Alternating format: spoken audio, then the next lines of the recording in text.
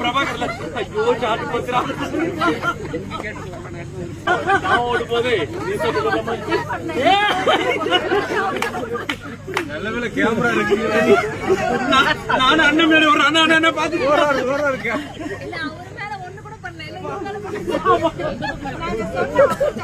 அவருக்கு அவரே பண்ணிட்டாரு